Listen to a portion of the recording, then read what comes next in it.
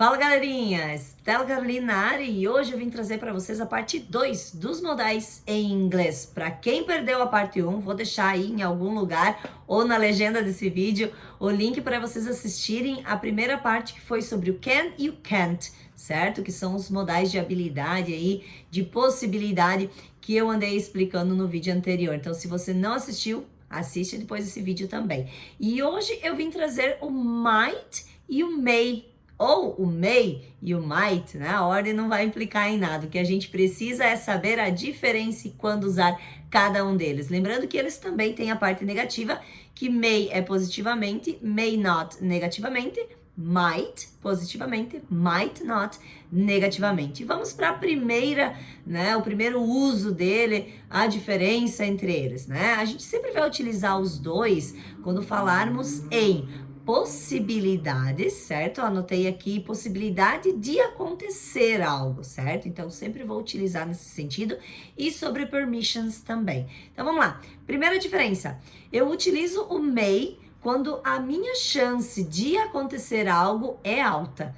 Então eu sempre vou usar o may na minha frase ou o may not, né? Quando a chance de algo acontecer ou não acontecer for alta. Por exemplo, he may help me with those homework.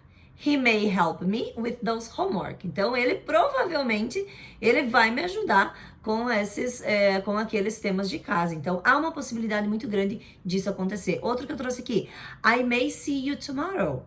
I may see you tomorrow. Ou seja, há uma grande possibilidade de eu ver você amanhã, ok? Agora, o might. Quando é que eu vou usar o might nesse caso? Quando eu tenho uma baixa possibilidade de algo acontecer. Por exemplo, I might come and visit you next year. I might come and visit you next year. Então, existe uma possibilidade, é possível que eu venha visitar você no próximo ano ou no próximo mês.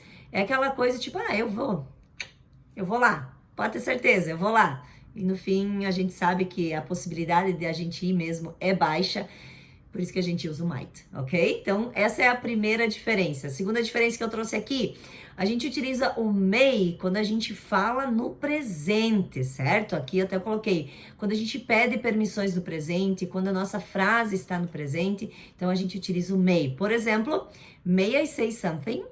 May I say something? Por exemplo, eu tenho permissão, eu posso falar algo, ok? E o might, nesse sentido, a gente usa quando?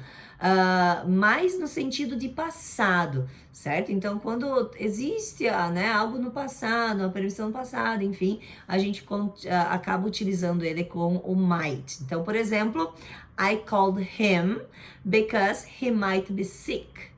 I called him, eu liguei para ele, because he might be sick, porque ele provavelmente estaria, ou está doente nesse caso. Então, nesse sentido, a gente utiliza essa frase no passado, ok? Então, essas são as duas diferenças que eu trouxe hoje para o vídeo, dos modais may e might. E aí, já sabia? Bora colocar esse inglês para jogo. See you!